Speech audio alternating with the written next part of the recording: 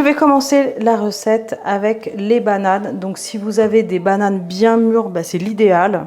Même si elles sont un petit peu comme ça abîmées, pas de souci, ça fonctionne. C'est un peu la recette anti-gaspi. Et dans un premier temps, je vais venir comme ça l'écraser à la fourchette. Donc c'est pour ça que c'est pas mal évidemment si vous avez une banane qui commence un peu à s'abîmer, parce que du coup ça va s'écraser très facilement. Impeccable, là je vais réserver pour l'instant les bananes. Allez, je récupère les œufs. Pour cette recette, on va donc avoir besoin de 2 œufs en entier. Alors la banane est déjà naturellement sucrée, mais si vous voulez un gâteau un peu sucré, à ce moment-là, vous allez pouvoir ajouter 30 g de sucre. Et moi, ce que je vais faire, c'est que je ne vais pas mettre de sucre, mais par contre, hop, je vous montre, je vais ajouter du sirop de coco comme ça. Voilà, pour une petite touche exotique. Donc j'en mets vraiment l'équivalent d'une cuillère à soupe parce que ça parfume quand même pas mal. Allez, je mélange.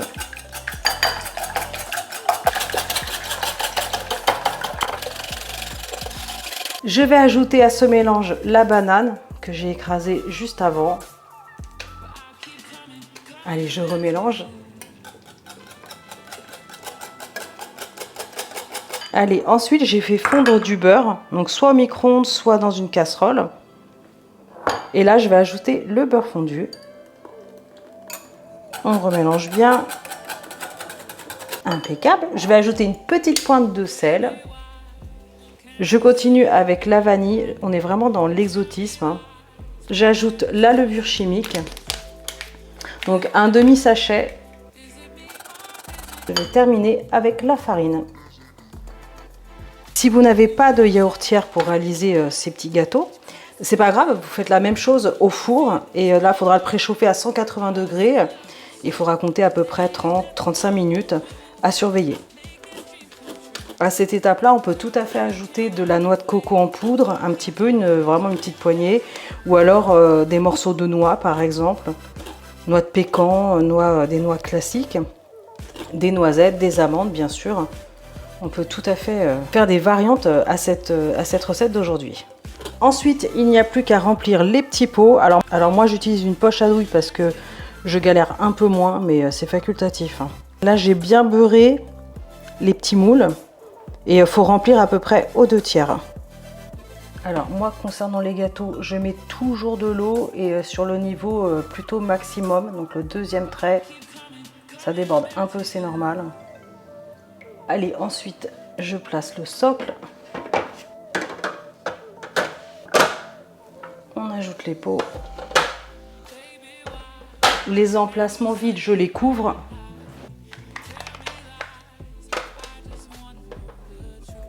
Je ferme et on va placer sur P5, donc tout ce qui est dessert moelleux.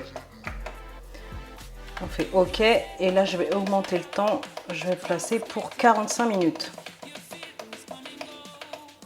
À tout à l'heure.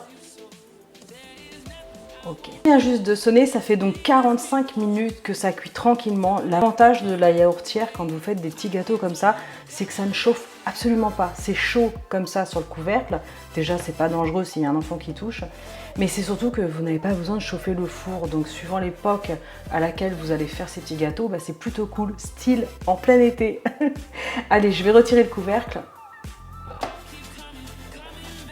Là, ils sont quand même très chauds, donc je vais quand même les démouler maintenant et je vais les laisser refroidir avant la dégustation. Allez, regardez-moi ces petites merveilles. C'est parti, je vais en couper un pour vous montrer l'intérieur. Waouh!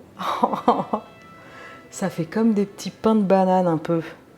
On sent juste la noix de coco comme il faut. Ils sont bien moelleux, hein, regardez. Allez, dégustation. C'est trop bon. Alors moi j'aime beaucoup avec le sirop de coco. J'en ai mis une cuillère à soupe pour rappel. Vous pouvez en mettre 3 bonnes cuillères à soupe si vous voulez que ce soit un peu plus sucré et qu'il y ait plus de parfum de noix de coco. Comme je vous disais, vous pouvez mettre du sucre à la place. Comme la banane est déjà bien sucrée, moi j'aime pas ajouter trop de sucre dans les gâteaux, mais après c'est vraiment une question de goût. Donc si vous aimez les choses bien sucrées, vous partez sur du 30 g, voire même 50 g de sucre dans la recette. C'est trop bon. Que dire de plus? Moi, je vous laisse pour aujourd'hui. En tout cas, n'hésitez pas à réaliser cette recette. Si vous la faites au four ou bien à la yaourtière à la maison comme moi, n'hésitez pas à me le dire en commentaire. Bien sûr, pensez à liker, partager. Abonnez-vous à ma chaîne si ce n'est pas encore fait. Et moi, je vous retrouve très bientôt pour des recettes super méga gourmandes. Ciao!